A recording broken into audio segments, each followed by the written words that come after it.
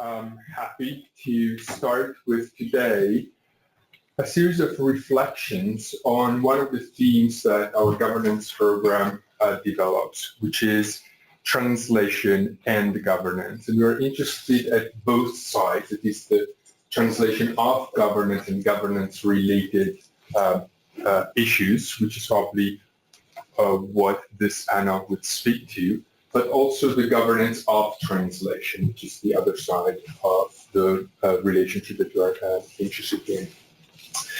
As I said, this is 40 years on the vocabulary of secularism in Iran.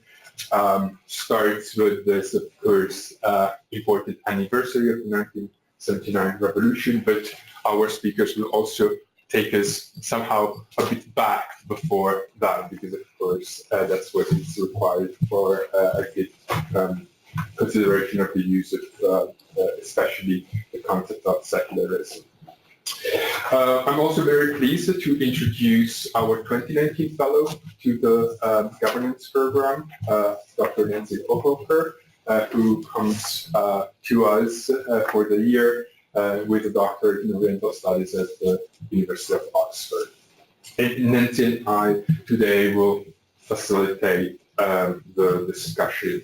Some of the other events that we have already lined up for the future within the space include other issues of governance and translation. And let me mention that we will also launch Nancy's forthcoming book, The Politics of Palestinian Multilingualism, Speaking for Citizenship, which is coming out with Routledge this year. And there will be other events in May within the governance program themes, not necessarily directly speaking to the translation series. So back to today, it's a great pleasure to have someone who comes to us from very far away, from Tokyo University of Foreign Studies, Yasuyuki Matsunaga, who has extensively worked on the question of secularism in the Iranian context. And then to start the discussions, there's two speakers that are definitely more familiar to us, and we're very pleased to have them on the panel. Hadi Inayat, who has taught a number of courses at the Institute. In particular, I think it's important to mention one, which is Islam and State in Turkey, Iran, and Iran. So he has been also talking to our students quite a bit about the things that he will be presenting on. And also Ali Paya, who has an affiliation with Islamic College and Middlesex University, along with the National Research Institute for Science Policy in Tehran.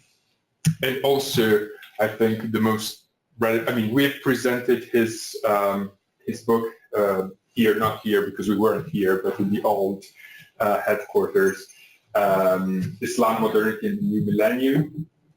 And he also, I think, has taught our students a lot of in the course on Muslim responses to modernity. So, without further ado, Nancy, would you like to say something about the format?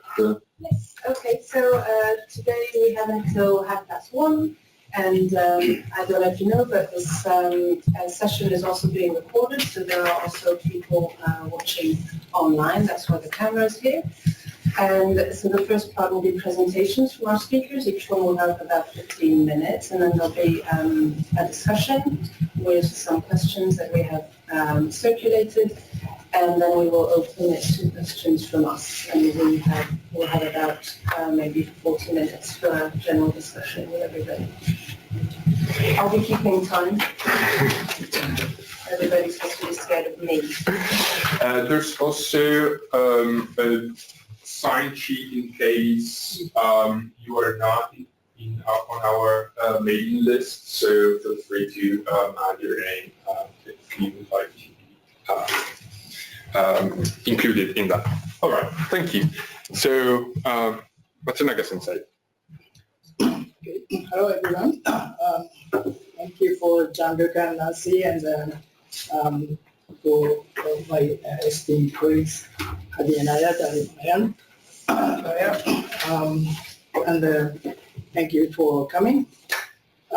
Since I have 10 minutes, I will limit myself to 2 observations and one my small critique of what's happening in Iran. Title is the Secularism as a Buzzword and the Strategy in Contemporary Iran. My first observation is that secularism, there are obviously some people have tried to translate the term into more local language, but then they also use secularism literally in they write in Persian letters. But then, so this term secularism is used by different people with different meanings.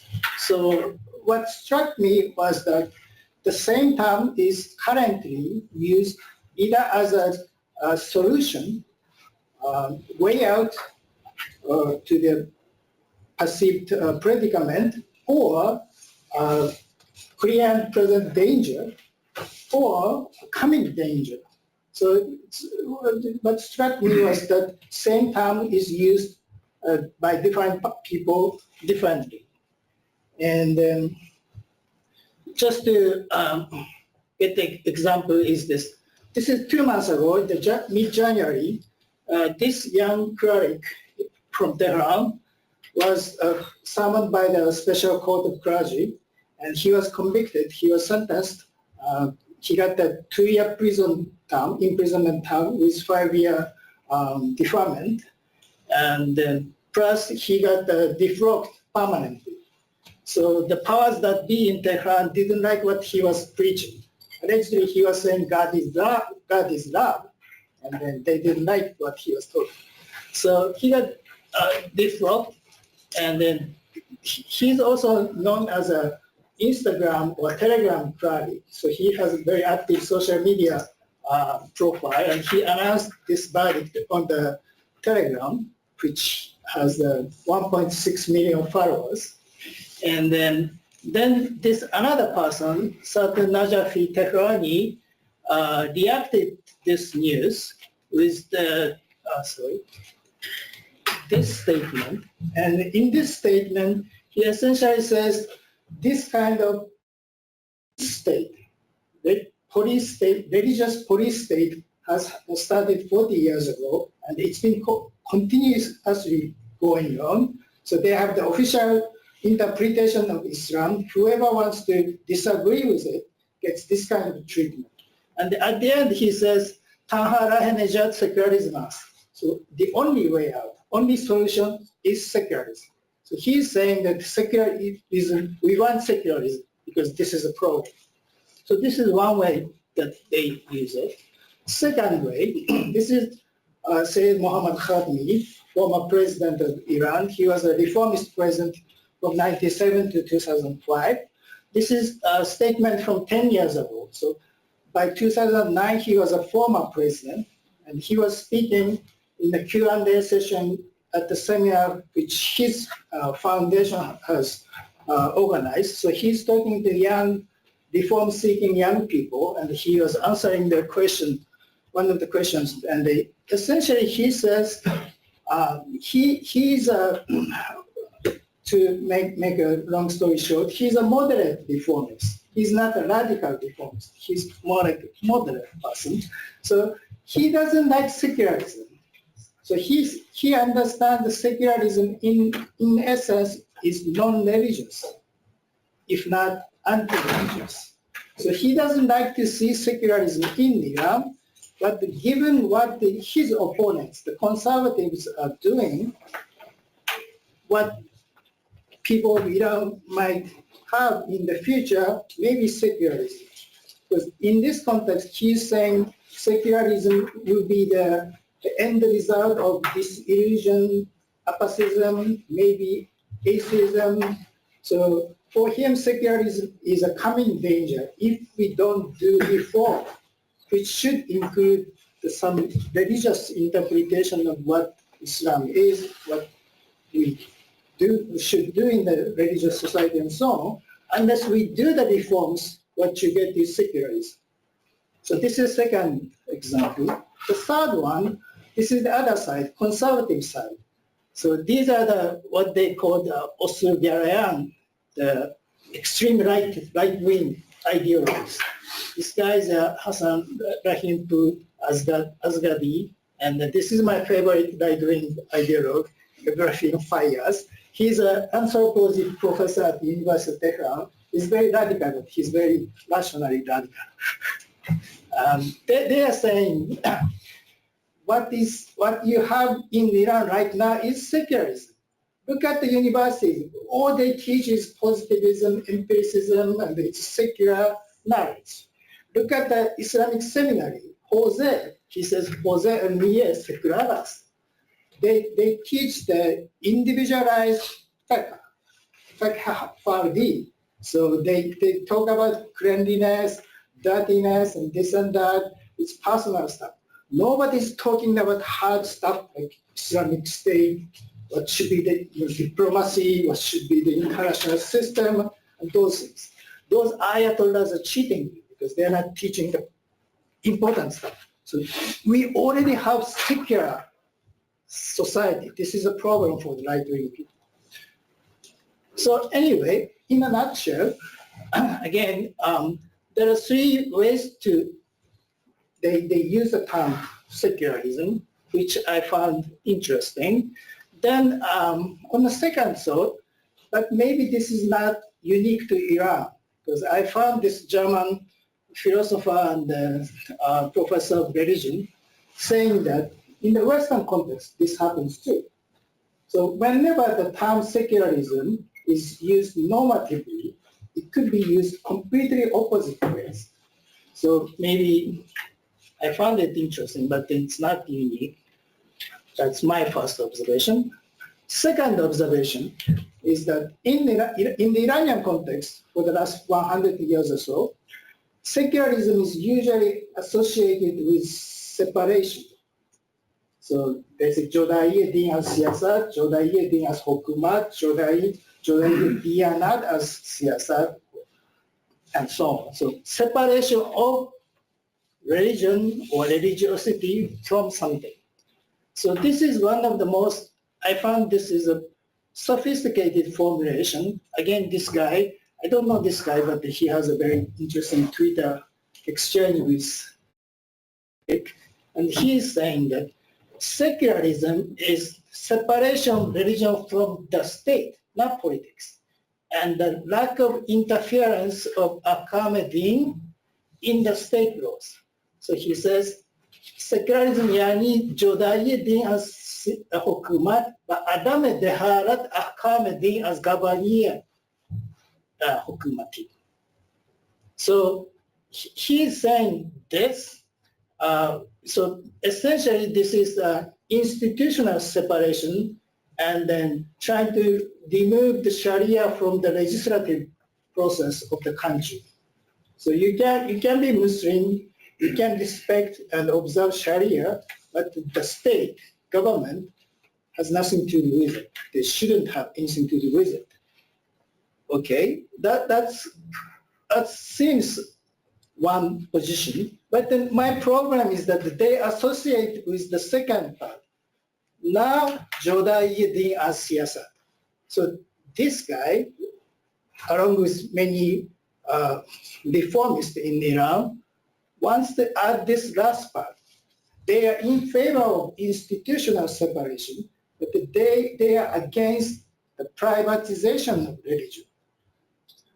They want to keep the religious argument, religious reasons, religious views in the society, in the public sphere. They just want to separate that from the state official action and decision making. And this comes to my last comment. I think that's difficult. In a sense, it's not completely logical. Yes, on the one hand, reformists wants to have the institutional separation, but they want to keep the religious argument, religious reasons, religious views in the public. But my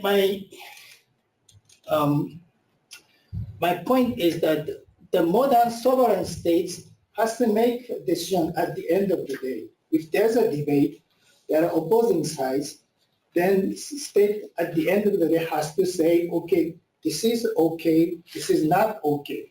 So the state has to define what is acceptable religious views, what is not acceptable views. They have to draw lines and they have to regulate. So the Iranian reformist wants to use the market analogy. So it's a free market, it's a free public sphere, free civil society. You can argue for anything, and there will be democratic the mechanism by which people will choose the conclusion. But as a political scientist, I have a small problem with that view, slightly, I think, naive. Thank you very much.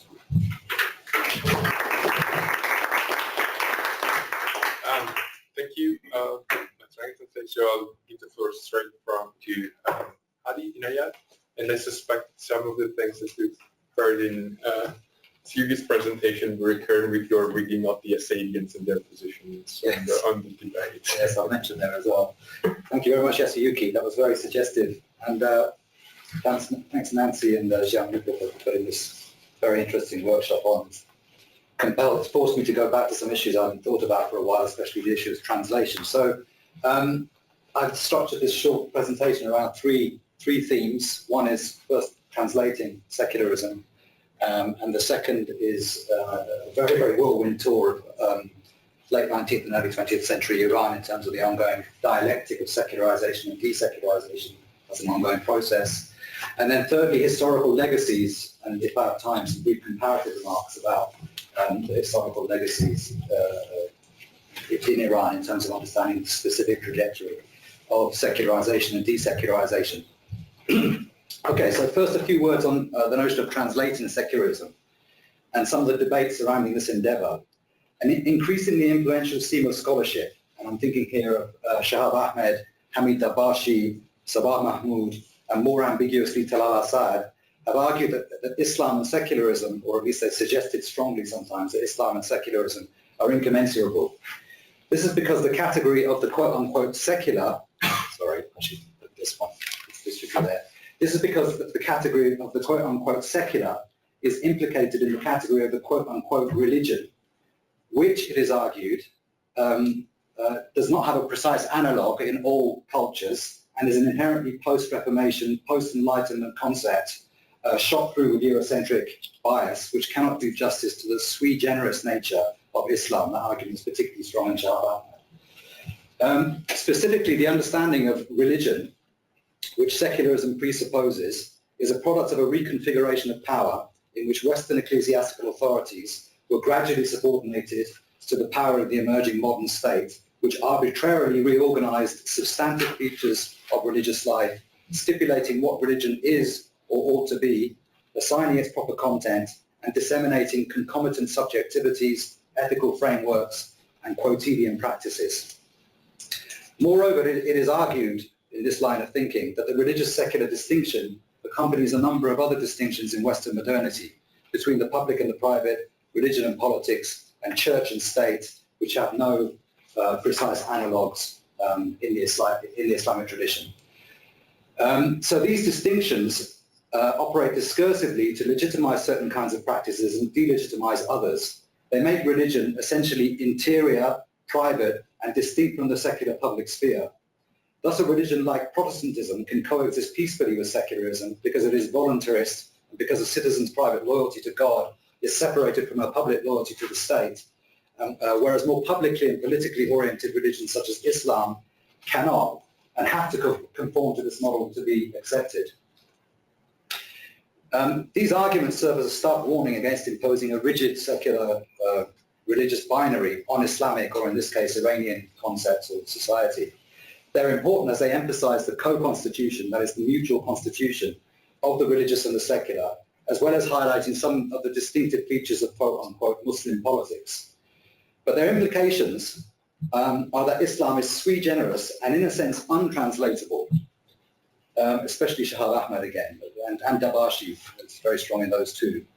And in their more rhetorical moments, they seem to regard concepts such as secular or secularism as forms of colonial epistemic violence. I would suggest that this amounts to an extreme form of nominalism, anti-universalism, and Islamic exceptionalism, and instead call for a different approach, which sees Iran and the quote-unquote Muslim world, first and foremost as part of the third, quote-unquote third, or non-European world, and subject to the same world historical processes, from colonialism to the era of post-colonial socialist planning to the much more eclectic contemporary combination of crony capitalism and rentierism. These processes were accompanied by the universalization, often imposed, of the modern nation state as the dominant political form in modernity. And for good or for ill, these processes have generated ideological and institutional patterns, including quote-unquote secularization and quote-unquote secularism, and the various reactions against them, which have been mediated and filtered through national cultural and political traditions to produce multiple secularities and concepts of secularism. Thus, while they never follow the same trajectory as the West, itself internally conflicted and diverse and characterized by multiple modernizing and secularizing trajectories, they can, I would suggest, be understood and translated in terms which may have originally been drawn from the Western tradition. Thus, when a term like secularism is transplanted from one civilizational and historical context to another, the useful question may be, and this is, I'm paraphrasing Charles Taylor here, the useful question may not be, is this right, but rather, what in our understanding of the term has to change if we are to make sense of the transfer? Empirical studies of secularism in non-Western contexts suggest that it is not sufficient to see secularism as a purely Western imposition, nor in terms of its multiple incarnations in distinct national contexts, as if they were independent from one another. The formations of the secular are better seen, in Edward Said's terms, contrapuntally and in terms of connected histories. While they follow distinct historical trajectories and have different religious genealogies, they are also closely intertwined, sometimes with each other, but more importantly with the hegemonic power of Western modernity and colonialism. Thus, although we cannot ignore the legacy of colonialism and post-colonialism in shaping the formations of the secular, we cannot reduce the latter to a mere copy of the Western model.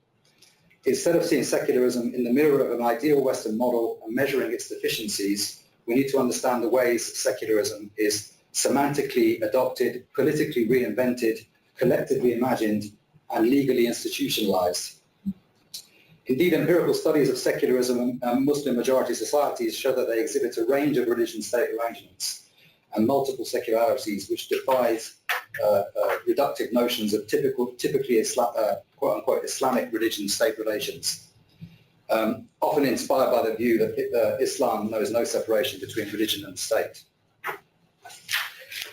Thus, in grappling with translations, we should avoid the two extremes of a hegemonic universalism, which is insensitive to cultural and linguistic differences, and a strong version of cultural essentialism, which forecloses the possibility of translation. Indeed, I would argue, following Edward Said, that the process of humanist translation is itself a critical form of secularism, which in its ideal form is dialogical, hermeneutic, and a worldly endeavor which refuses to foreclose the possibility of a common world culture. Okay, now moving on to Iran, that took a bit too long, but and the second section, I'm going to talk about the dialectic of secularization and desecularization in modern Iran specifically. So, during the constitutional period at the turn of the 19th and 20th century, it's interesting to note that overt references to secularism were rarely advanced, and no fully worked out theory or ideology of secularism on par with Kemalist secularism in Turkey was worked out.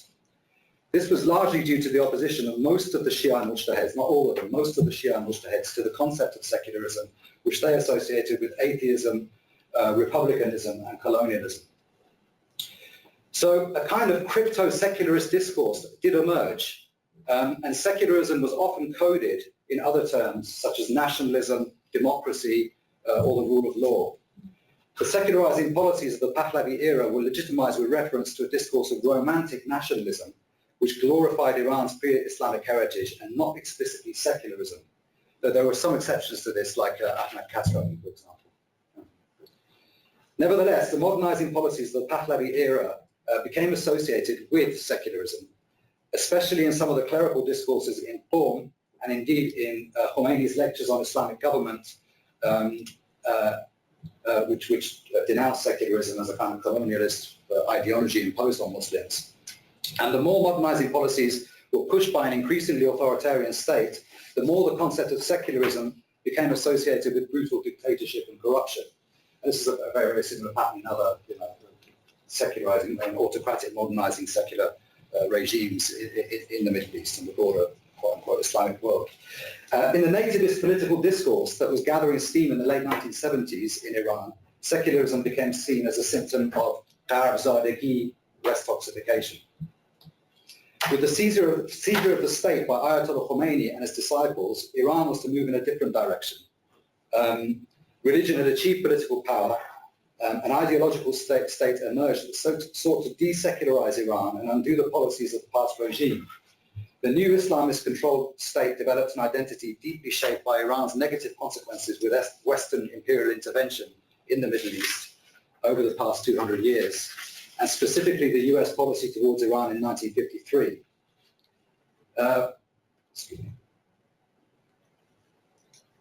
While the popular base of support of the new Islamist regime was qualitatively different from that of the Pahlavi regime, in that it had extensive grassroots support, political authoritarianism continued to dominate the landscape of the Islamic Republic. Okay, I'm going to have to skip some of this. In the first decade after Khomeini's death in 1989, a reform movement arose, and with it a new intellectual paradigm that gradually developed an indigenous form of Islamic-friendly political secularism, mainly in the work of the so-called new religious intellectuals. This transformation was significant because it was organically rooted in Iranian civil society, and it developed a following among former supporters of Ayatollah Khomeini, many of whom came to reject the idea of a clerical-dominated Islamic state. Documenting the emergence of the movement for political secularism in Iran is a difficult, though, as we've seen in this very brilliant paper, not impossible endeavor, partly because any explicit public demand for the separation of religion and politics is legally a punishable offence. This discourse of secularism, then, tends to be, again, a crypto-secularist discourse, often coded and hidden. This is not a coincidence. It is not a coincidence, therefore, that one of the most important political documents for secularism, written by the dissident investigative journalist Akbar Ganji, came from behind the walls of Tehran's Evin prison. In private conversations with foreign journalists, many of the leading theoreticians and activists in the reform movement, according to Afshin Molavi, whisper the word secular democracy, quote unquote, while in public they use the more acceptable and ambiguous term Islamic democracy. And in this sense, they've effectively morphed into religion-friendly secular democrats. I mean, it's a kind of passive religion-friendly form of secularism. Okay, so in one sense, Iran has come almost full circle. The 1979 revolution was predicated on a rejection of the secular nationalism of the Pahlavi regime and its authoritarian, modernizing, pro-Western policies. 37 years later, secularism has returned to Iran, but with a critical difference. Prior to 1979, state-imposed secularism alienated segments of society, whereas today the impetus for secularism has emerged from within civil society, buttressed by intellectual and moral arguments that have sunk deep roots in the political culture, in the oppositional political culture, not in the official political culture, of course, which vehemently rejects that. Okay, very briefly, and I'm not going to have time to do this properly, but there's a kind of historical sociological dimension in thinking about kind of longer-term path dependencies and historical and institutional legacies, which have, help us to understand the trajectory of secularization and desecularization in Iran and the specific forms of secularism in Iran. And briefly, I'll just point to three. One is the specific nature of religion-state relations in Shiism compared to Sunnism, especially Ottoman Sunnism, where the status of the state was always, in theory, rejected, the legitimacy of the state, by Shia jurisprudence during the period of the Ghaibat. Okay? In practice, it was accepted, of course, and most of the Shia clergy were quietists and accepted that, but there was always a latent activist and oppositional discourse within Shia jurisprudence. As an extension of that, the ambivalence of the Shia ulama to secular law, and especially to what's called urf in Iranian context, of customary law, which again they de facto accepted, okay, but in their jurisprudence they had a great ambivalence towards its legitimacy, as opposed to Sunni, at least Ottoman Sunni religious authorities who are more friendly to, you know, other jurisdictions other than Sharia and other laws other than Sharia. And one illustration of that is that the Urfi law in Iran was never codified until the 20th century. The ulama would generally oppose that, okay, especially the conservative ulama, whereas secular law was codified in the form of the Qanun Namez in Ottoman Turkey from the 16th century onwards. And that gave secular law, secular legal tradition, kind of, you know, deeper roots in that context. And then finally, the pattern of secularization in the 20th century under the Pahlavis compared to the Kemalist Turkey is interesting. Under the Pahlavis, secularization was separationist. The ulama were disempowered in the area of law and education, okay? But at the same time, it was passive because the religious institution was left alone. And the Qawm, in some ways, the religious institution became stronger and more consolidated during the course of the 1920s, 30s, and then later in the 60s and 70s, it became like a national church. The curriculum of the Hosers was never touched by the state. It was never reformed. And this is very, very different to Turkey again. Very, very different to Egypt, under Nasser, for example, and Al-Azhar. In Turkey, and it was integrationist. Religion and state weren't separated. Religious institutions were incorporated into the state, and it was a more active secularism. I mean, they really reformed Islam. They tried to create a kind of official state Islam, and they changed the curriculums of the religious institutions. Anyway, I'll stop there. Thank you.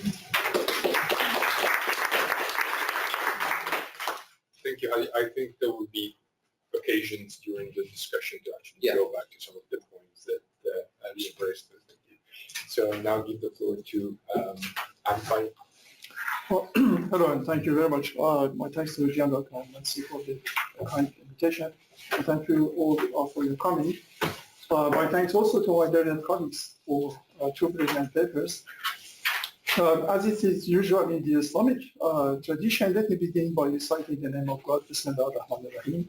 This is the title of my talk, Secularism in Iran.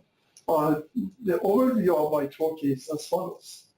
I intend to say something briefly about the meaning of the content of secularization and secularism. Hadi has kindly did the job for me for the second part, so I just skip that. And I move to the third part, which is kind of, if you like, critical assessment of the work of my learned colleague who has presented the working paper for this workshop. I should also acknowledge the help of my younger brother who assisted me quite a lot in developing my thought on this paper. Okay. Secularism is a contested concept. As a term, it has been used by many different people in many different senses, and that has caused confusion. So as a homonym, it has been the root cause of many animated and even hostile discussions in many societies, including in Iran. So perhaps the first step towards clarifying the current confusion would be concentrating on the core content of this term. Now, like many other rich concept terms, secularism has a unique network of meaning. So let me introduce you to that network of meaning of secularism. It belongs to a scale-free network of meaning, and in a minute I'll tell you what the scale-free network of meaning is. The structure of this network is constantly changing, hence our understanding of the term secularism. That goes to what he suggested, that understanding of that term in the West and in the East has changed quite a lot during centuries. Now, secularism is perhaps the, if you like, core node of that network of meaning.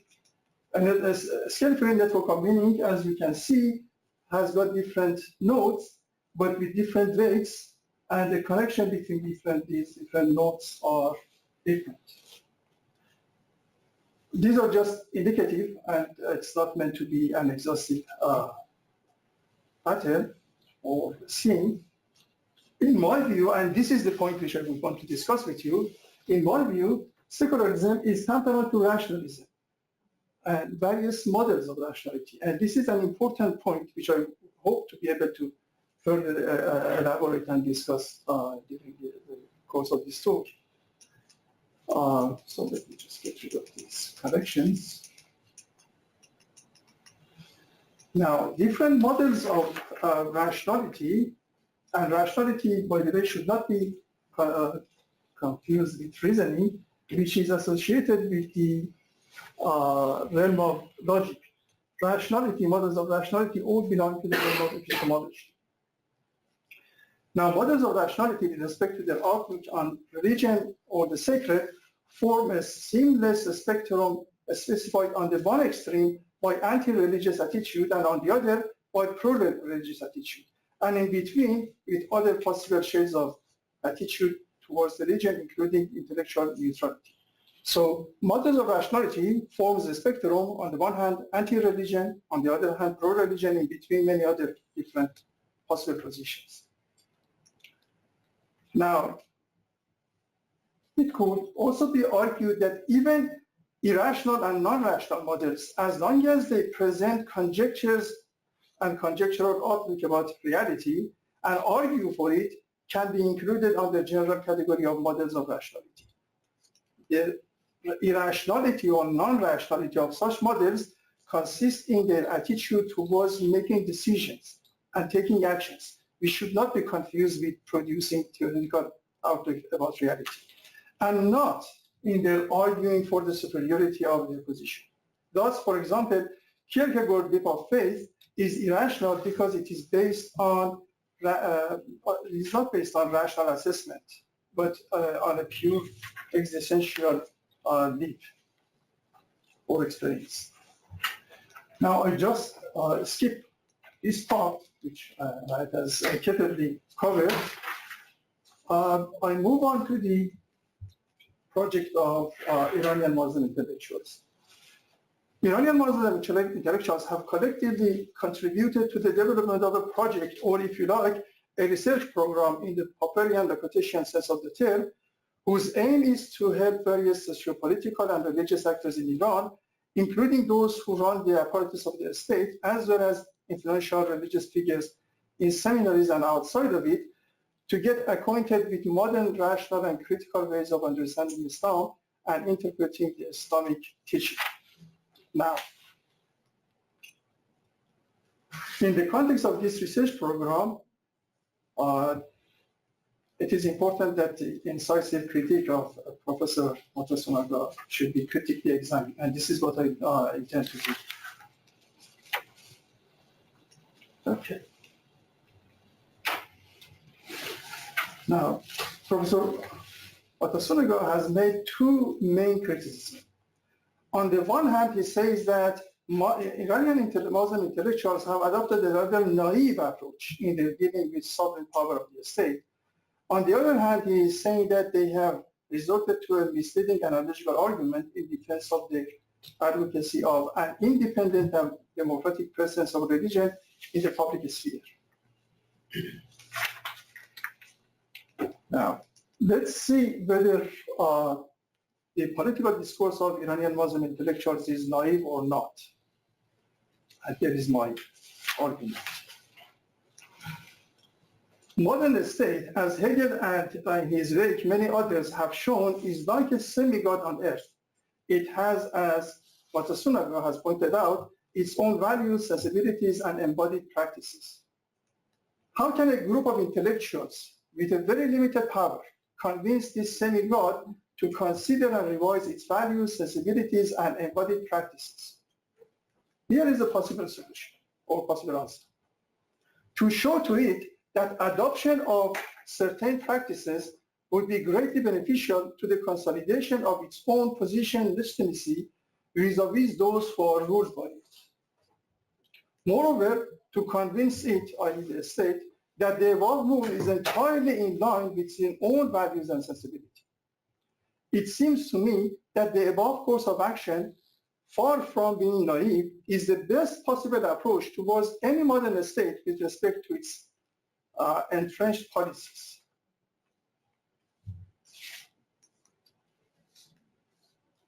But of course, the above general suggestion is not enough. One needs to explain how one is to carry out the seemingly impossible task of persuading a semi-god to change course. In encouraging theologically and jurisprudentially oriented state to support religious pluralism and to allow rational secular modes of deliberation and or reaching practical decisions to succeed literal methods of understanding of the sacred text and the teachings of Islam, the Iranian Muslim intellectuals have taken a lead from Ayatollah Khomeini's works and also made use of arguments that have been upheld and endorsed by some eminent Ayatollahs such as Sistani and Montazeri. The point which the Iranian Muslim intellectuals learned from Ayatollah Khomeini was that in his efforts to curtail, and this is an important task which Ayatollah Khomeini managed to achieve, to curtail the influence of the traditional fuqaha and ulama who, like Ghazali, claim that the task of faqih is to discover God's will. He introduced certain measures to make ever more reliance on oath, commonsensical understanding of the ordinary man in the street. Against the more traditional ulama, Ayatollah Khomeini had repeatedly emphasized that in dealing with the affairs of the state, it is the state itself and its expediencies which reigns supreme and not the whims and subjective views of fuqaha. Now, the same point with regard to giving prominence to oath when it comes to jurisprudential rulings has been emphasized by Ayatollah Sistani in the context of the discussion of justice in his Al-Ishtihad al-Taqlid, and by Ayatollah Montazeri in the context of his discussion of the human rights in his Hukumat al-Dini wa Huquq al-Insan, religious government and the human rights. The two Ayatollahs have, oh my God. Oh, I'll do my best. The two Ayatollahs have argued the following. Faith ought to be fully compatible with justice, human rights, as understood by oath, i.e. the common sense and sensibility of the man in the street. If the conscience of the public considers a particular ruling unjust against the human rights, then that ruling is not God's command. The argument which has been propounded by Iranian Muslim intellectuals in line with what they have learned from the revolutionary or progressive Ayatollahs is as follows. First, the state is a technology or a machine. And like all other technologies, it can only function optimally if it adjusts and attunes itself to the requirements of the context in which it is operating. This is because all technologies are context sensitive. Second, for the machinery of the state to be supported by those over whom it rules, it would be greatly beneficial if it appears to be acting according to the best interest of its citizens. Third, the best factor which could garner citizens' support in the adherence to the state, to the objective measure which could be, is the adherence of the state to an objective measure which could be appreciated by all its citizens. Four, perhaps the single most important factor in regard to the above point, amongst various factors which the states could employ, is justice as understood by all. 5.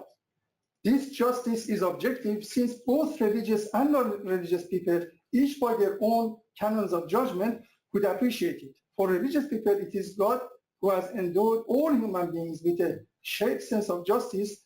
For non-religious people, the shared sense of justice has emerged in us through a long period of evolutionary changes, which has culminated in the discovery of what is called the natural right, or the invention of the convention of the social contract. In either case, both groups can reach common understanding and consensus vis-a-vis the notion of justice in the public arena. The reason for the above is that justice, as understood by common sense, is, in Rawlsian parlance, freestanding, and as such, it is capable of producing overlapping consensus. This point can be better understood if we use a thought experiment based upon a modified version of Rawls' own famous thought experiment. Let's call this new thought experiment a half-drawn Rawlsian veil of ignorance. You are familiar with Rawls' veil of ignorance thought experiment. This is a half-drawn veil of ignorance. Here, the individuals are coming from different religious or non-religious background, but they all share a commonsensical view of justice. It is not difficult to see that for them, a justice on which all can agree would be the best choice. With respect to the last point of the paper, so this is almost my last point. Going back to what I said, Muslim intellectuals developed an argument based upon a notion of justice, presented it to the state and told the state that, look, if you appear in the eyes of all over whom you rule, that you are acting on their interests and you are just, and justice in an objective manner, then they will support you. And this, in my view, would be, if you like, a soft way to persuade a powerful semigod. My second point is about my colleague's second argument. He has accused Muslim intellectuals of producing misleading analogies with regard to market. My point is that actual markets are being governed by governmental regulations. There is no real market which is not being governed by a degree of actual regulations.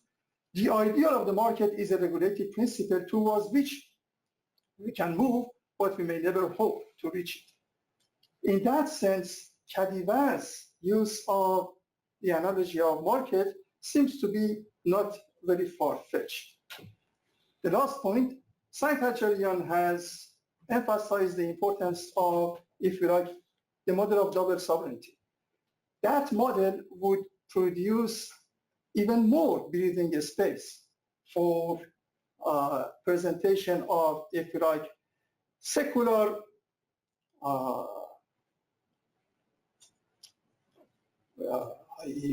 rational approaches to modern ideas, and hope and make those who are in charge to accept the validity of those concepts. Okay, thank you so much for your attention.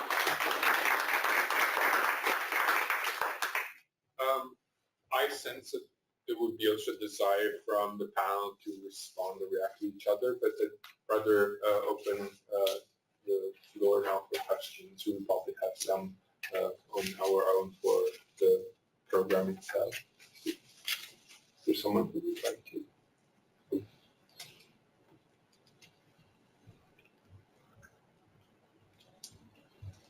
Then would you like to respond to some of the issues that were raised, or do you like? Okay, perfect. Chuck. Oh, okay. Can I just ask for a clarification of a few points, just refresh us all with my in summary, the ideas of Hacharian that you referred to, that some of us may not be as familiar with as you are. In brief, what's the kernel? What were they on about it? Okay, as was suggested by the paper presented by my colleague here, they are trying to keep the apparatus of the state being operated by reason alone, and not by, if you like, a literal understanding of the text. At the same time, they would want to keep religion in the public sphere. not pushing it and privatize it into the private sphere. So that is the project. And for, if you like, making that project to a stick, what they have done, as I argued, is to have offered to the state that, look, for you to be able to appear to be legitimate and successful in the eyes of those over whom you are ruling, the best way forward is to appear as just. And justice as understood by all, i.e. commonsensical view of the ordinary man in the street. Just a quick one. And so just to be clear, is it your view that those ideas are accepted? Because Kadivar, of course, is now outside the country. Hajarian was an attempted assassination attempt on him. I don't sense that those ideas or that argument would necessarily be accepted by people of the chap that Professor Matalanga said was his favorite right-wing ideologue. Okay. The point is, let me respond to you by an empirical observation. Some, correct me if I'm wrong, 30 years ago, Dr. Soroush presented a revolutionary for that time theory in which he was suggesting something rather for us commonsensical, that there is a distinction between the text and our understanding of the text. But that distinction makes a hell of a difference. It was received with strong objections. Now it has become a commonly accepted view. This goes with many others. Yours truly, many years ago, presented a paper in which he argued that Faqih is engineer. And it's not alim. You know, this term alim has got huge connotation. That point of view has now been accepted by many. So it shows that just sowing those seeds would produce result, hopefully.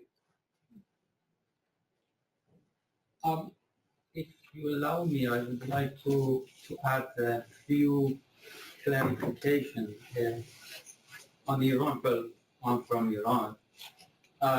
There are two different dialogues going on.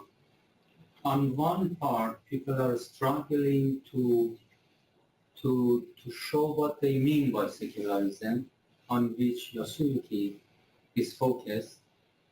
And on the other line, some people are trying to put forward policies for change. And I guess Ali was more concentrated on the politics. Because in Iran, what we have encountered is that the power doesn't talk. The power just exercises. The power just does whatever it likes. So we have realized we can't talk to power unless we have the power. This is the latest thing that Said Hajjarian has explicitly put, that Hajjarian says we can't talk to power. We have to exercise power. So Hajjarian is an activist in a sense. But on secularism, there is a big fear. There is a big fear among Muslims especially. We have a technical distinction in terms of seminary education between بشرط لا و لا بشرط in Arabic. بشرط لا means with the condition of no. لا بشرط means with no condition. There are two understandings of secularism in Iran. Secularism in one term means neutrality. So people like Soroush, Kadivar, ourselves, Muslim intellectuals, we believe the state must remain neutral towards any religion or sect or ideology. But some people understand secularism as laicity, with the condition of non-existence of any religion or ideology, the model of France or Turkey. So what Khatami says, Khatami has in the back of his mind laicity, not secularism. But Kadivar or Soroush or we say we mean neutrality, not laicity. So On practice, we don't know. We don't know when the power opens up. We don't know at all.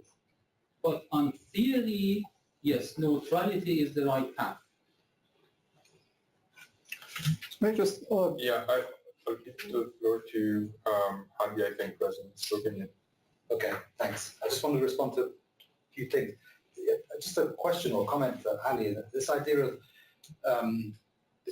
that there are independent standards of morality and justice is surely an old one in Shiite theology. The idea of divine justice is kind of, there are but standards. only of Mu'tazilite, justice. Mu'tazilite, but not, for example, the Ash'ari. Yeah, but this is what, but in Shiism, it's sure, so it's an idea that's been there and can be tapped into quite easily, right? True, but as you know, traditionalists would say that no, we are the arbiter and the judge, so it is what we decide. That argument is no, let's open, let's make it open and leave it to the public. They tell us what they understand by justice. But as I understood from your very interesting presentation, I can't remember which thinker it was this idea that Urf and justice correspond with each other was very interesting. No, the Orphean understanding of justice. Yeah.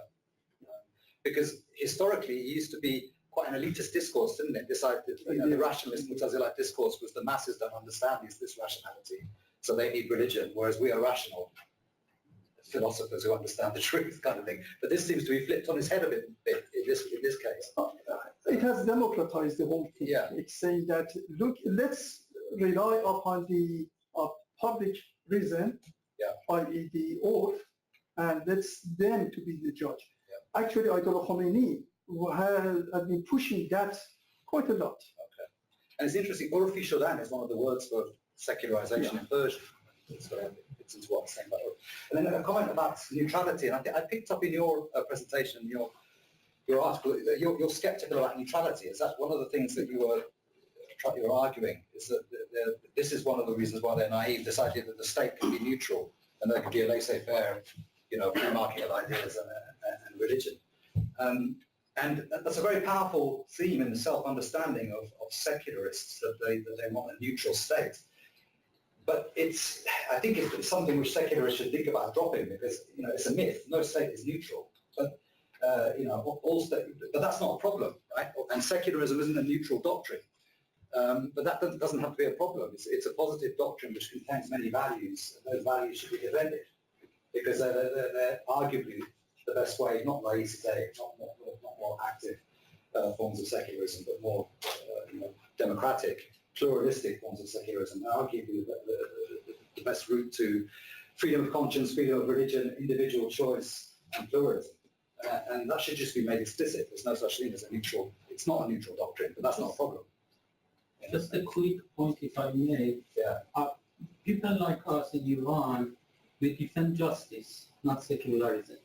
Neutrality is an element, constitutive element of justice. The state must be just. Mm-hmm. And justice, modern justice, is inherently secular, i.e. neutral towards any ideology. This is the project we pursue. I have a question lined up, but I think I would like to somehow reframe within the interests of the program. So for instance, as you repeatedly point out, this discussion on the function, of course, of state and religion hasn't come with the word secularism. So if you're looking at the function or the appeal that this concept has had, I think that would actually help us understand how concepts that are translated or non-translated and adopted actually play into a certain debate that is already existing with different parameters. So then what sort of political capital does it, gain or lose in the process? But I have a question. Thank you. Thank you very much for your interesting contributions. I did notice that the discussion so far has been very ungendered. And there have been very strong feminist critiques about religion and secularity, and about notions of the public and private sphere. And I wondered if you had a comment about that that you'd like to share? Well, some of the reformist discourse, and I did mention at that time, so Srinivadi and Marangi's Car as two examples of secularist. Marangi's Car more modernist secular, and Srinivadi more religious reformist secular. So they're part of this conversation, definitely. The current campaign against hijab, I think, is indicative of a quite powerful anti-theocratic movement within the society. So, yeah, I think that's very important. But yes, we need to talk about it more. Would secularism then be a buzzword for citing Matsunaga, even in this campaign? Would they use secularist as secular? I'm not sure. To my knowledge, I don't think they do. I think, again, they use democracy, human rights, kind of discourse. Equal rights, yeah, equality. Yes, you can do. Yeah, just adding to what Fadi suggested. Actually, our Muslim feminists now, all women, are at the forefront of developing a very secular and irrational discourse of women's rights. And they have been so successful that many of the traditional ayatollahs have been forced to reconsider their positions. So yes, it's vibrant and thriving. There's a question here, but yes, if you want to respond to any of this? Yes, just first, I just want to thank Aripaya for taking my arguments so seriously. It was serious. It was serious. So, but the German philosopher that I mentioned actually give us some ingredients to think about things. Sorry, I can't. His article is titled Post-Secular Something. So he's a religious person, theologian, and a philosopher of religion, professor. He says he wants to live in a post-secular society where being religious or secular doesn't matter at all. You see, again, he is using secular in a very specific sense. If you follow what I suggested, i.e. if you put secular tantamount to rational, then all those difficulties will evaporate. So, but reading that sentence, I saw that it's like Japan. I live in Japanese society, and there's no public discussion about any decision making and the religiosity or religious values, and no connection whatsoever. But it doesn't mean that everybody is non-religious. Certain people are religious, but they just don't bring into public discussion about their religiosity. And so, so his argument that Kadiba and Hajari both use this, the term the Siratul Okara. Yeah. Siratul Okara is what you're saying. Yeah. If the wise men in the society persuade other people, end is good, and the result is good. So I take your criticism. So if we avoid talking about secular or religious, and if we can achieve this post-secular, rational, Siratul Okara kind of good result, I'm happy. And may I ask you the final question? In Japan, is it not the case that although religion is outside the realm of decision making, but is it not the case that decision makers could be inspired and informed by their religious thinking? No, just note inspired and informed, not dictated by. No, that's the plus. That's very strong. That's plus. But good news, if you find good news in that piece, it's okay to be religious. There are religious people in Japan. It doesn't matter at all. Public decisions made by Siratul Okara. But you see, Siratul Okara can be inspired and informed, amongst other things, by religious sources. So that is just one source amongst many. I may be wrong, but the difference seems to be whether you call it that way, if you want to mention it that way or not. So can I just add something then and I'll ask my question? I think what Dr. Pai might be suggesting is Siyatul Mutashabihat probably, because those two might be different. So Siyatul Ughalla, what they would probably say would be something which has stemmed from these people being Ughalla but not being religious people. And I mean, I personally have seen this distinction in the literature with Ughalla and Mutashabihat. Not Mutashabihat alone, and Ughalla amongst Mutashabihat. So You see, they are religious and intellectual. So both. They are not just religious. Yeah, I understand. But I mean, I'm not sure if that's what they mean though by Ughalla. You are talking to one of them. But definitely Montgomery didn't mean all. Hold on. Later on we will discuss it. Thank you very much, first of all, for personally benefiting on. My question is, basically, I would like to hear some comments from you regarding the role of the seminaries, Islamic seminaries in the basically Islamic Republic of Iran, and because I see so many suggestions here regarding secularism, regarding basically taking the power. But what I've noticed is that, I mean, I personally come from a background of and Islamic seminary, is that the power comes from there. So literally, if all the philosophers probably in Iran voice something and say justice, justice, I personally, I mean, I've seen that they might not have that power basically or it might not be taken seriously. But then if, for example, through and through the jurisprudential arguments and discussions, you come up with an argument, for example, Sayyid Khomeini, where he mentioned the maslaha in fiqh, for example, and changes a lot of things, and it's taken seriously by the government. I don't want to take very long in my question, so I would like to hear your opinion on how do you think this reform or this secularization of the society would take place, and do you think the Islamic seminary is essential in this change, or do you think through other ways this could also possibly be take place? Yes, me? Yeah. Well, whoever would like to comment on this. I don't necessarily side with the right-wing idea of saying that argument is not new at all.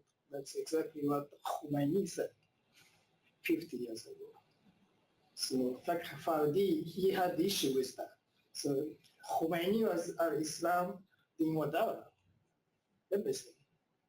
And these guys wants to keep that tradition, but it's practically impossible. That's what Hajjarian is saying. We need maslaha. So you give up the religiosity part, you just go to the pragmatic, good management of a society only, or if you want to, if Khatami's argument, if you don't want to destroy the religiosity, stop this Hajjarian Keshri Kerai. Right, dogmatism and literalism. Don't forget about that. You have to have save the most important part of the religiosity. Then maybe you should give up the religious state. That's probably Khadija and other people may be saying. May I? Yeah. You see, for Iranian Muslim intellectuals, the core of religion is morality. And when they say that they would want to keep religion in the public sphere, what they, as was suggested earlier in my one paper, what they are promoting is to create a condition in which the state could remain as far as it is possible, and you heavily argued in your paper that it is not absolutely possible to put the state aside, as far as it's possible to steer clear from intervening in the public sphere, but at the same time facilitate a condition in which moral virtues, including justice, to get a chance to flourish, both at the institutional level, civil society, and individual level. See the tension between my logic and what I personally want to see. I don't like the Japanese society because it's irreligious, but it's both secular, it's free. Different societies move along different historical paths, and you cannot, if you like, export one solution to another society without adjusting. Just done something in response to that very interesting question. I don't know exactly how change would come about inside the seminaries, but I think various sociological, economic, political processes which have been going on in Iran and in many other societies have effectively secularized to some extent Iranian culture and society. I mean, there are some studies done on this, indicators. We have to take them with a pinch of salt. But, how often do people pray? How often do they go to the mosque? Their attitudes to secular politics and things like this. A colleague of mine has done some work on this, which showed that Iran, if anything, is more secular than, say, Turkey in terms of mosque going or in terms of frequency of prayer. Obviously, you have to take this kind of thing with a pinch of salt. So, and part of that is exactly what you were pointing to, Yasuki, is this secularism as a future danger. As I understand that, that's people warning that if we continue to oppress people in the name of religion, they'll turn to secularism. So that's part of the process of this secularization. But then there are other things, general socioeconomic processes, consumerism, capitalism, globalization. Had the nuclear deal gone through, this would have been boosted even more, which have encouraged individualism. And I think individualism is a very, very important one. And the idea of choice, the hijab thing, which we've seen, is a very, very powerful, I think, vehicle of secularization. And those are processes which are quite advanced in Iran, I would say. Of course, they keep getting shut down from Trump and all the rest of it, and there's a turning inwards and it opens up again. So it's very backwards and forwards. But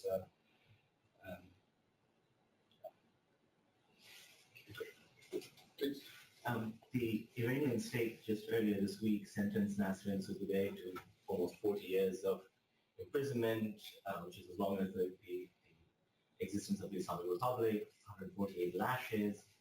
Arguably, her work over many, many years is a manifestation of the kind of public work and this appeal to the semi-gods you spoke about to change the way in which they think, in a way that's amenable to the rest of society, that kind of collaboration. But in her case, it's clearly failed.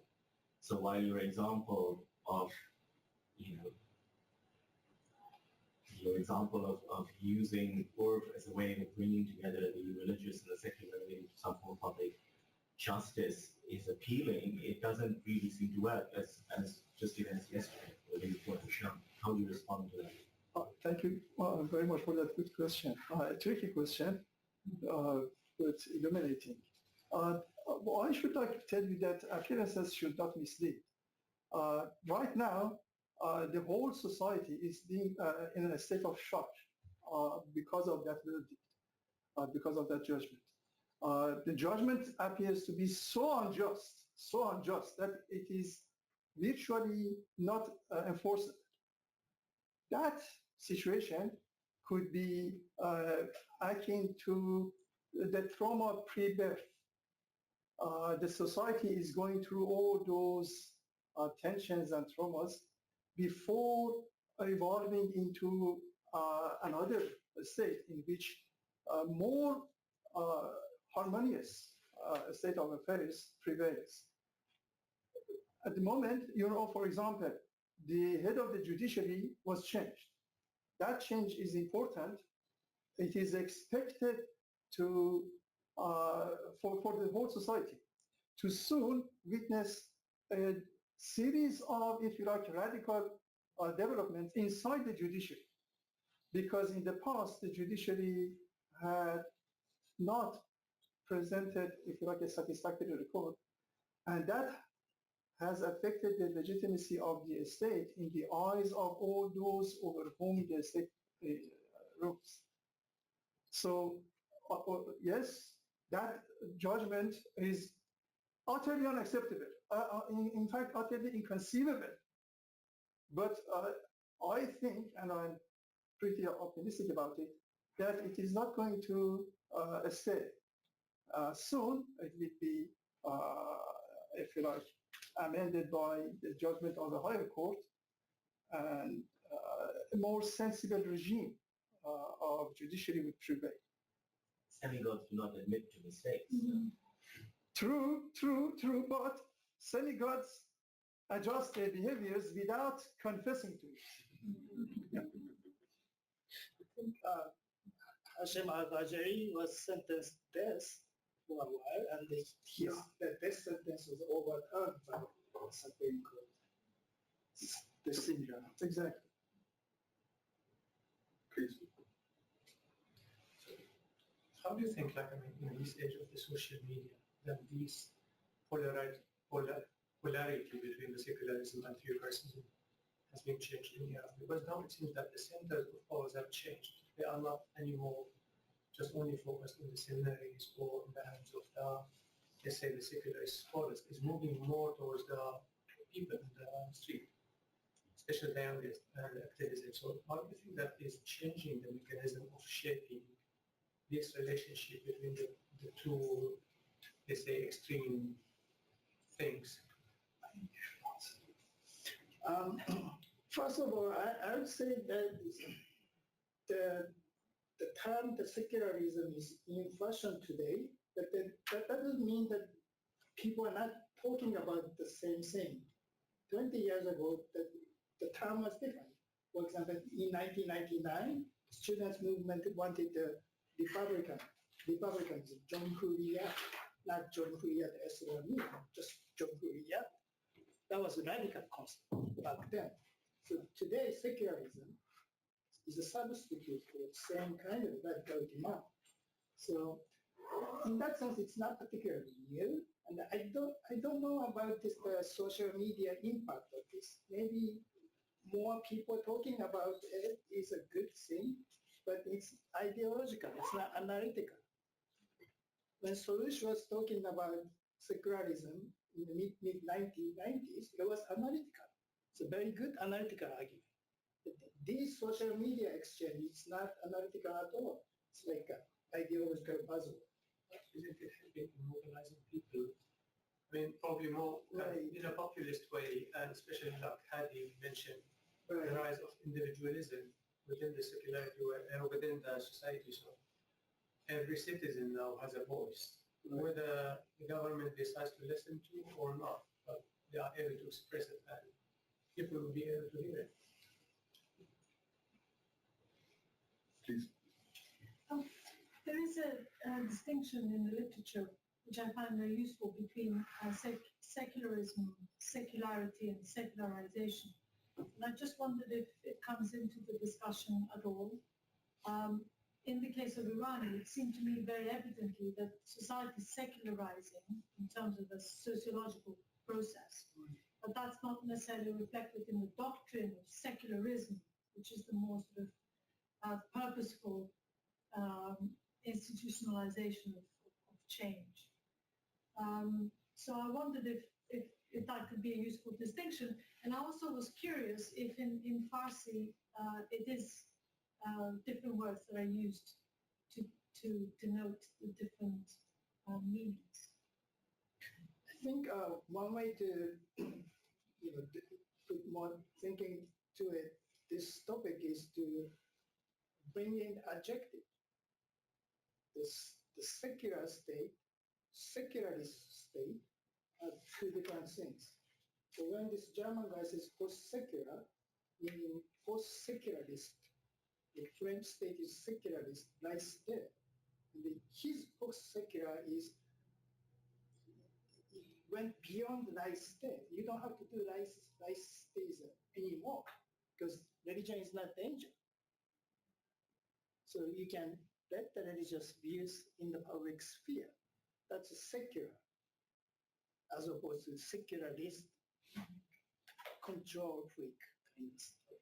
So then if you start thinking about adjectives, Orfi or Almani, like Arabic Almani, Orfi, also this sociological secularization thing and the ideological secularism as opposed to, and also the state strategies, secular, secularist, and so on. So analytically, there should be like a matrix. And I have one in my paper. But so noun, adjective, and then Western words, Persian word, Arabic word. So you can do lots of discussion. Urfi Shadan is secularization. That's the term often used to refer to that becoming Urf. Yeah. That's Almania Sudan kind of thing. Almania Sudan. Is that also used? No, No. Oh, right. Well, that's quite interesting. Almania. I mean, there's no equivalent of that in Persian, as far as I understand. So the Arabs have got a proper neologism for secularism. Al-Almania, or sometimes they say Al-Ilmania, don't they, which is a kind of interesting semantic slip. But the Iranians never made one. Secularism, they call it, right? Or they call it laïcité, or something like that. But there was no attempt to create a proper new neologism. And I would suggest that's partly because of this dynamic I pointed to, that during the constitutional period and even in the background period, people were worried to be explicitly secular, actually, and to formulate a really well worked out theory of secularism because of the power and authority of the Maharajas who were against that. And the people who did, like Taqi there and Ahmad Khosravi, got into deep trouble. Khosravi was gunned down. Taqi was takfir, excommunicated and sent abroad. Well, thank you. I think that this is the perfect way to somehow close this first part of this discussion on the function of certain translation or non-translations of certain concepts of governance, like the relation between state and religion. So I think that those are the kind of questions that I think we might want to engage with a bit more. And let me just remind all of you who are interested that this event is recorded and will be available on our website, but also the presentations of the speakers will be available if you want to go back to some of them in the upcoming days or weeks at most. And let me just thank the IT team, the marketing team, and the governance team for making this happen. Keep an eye on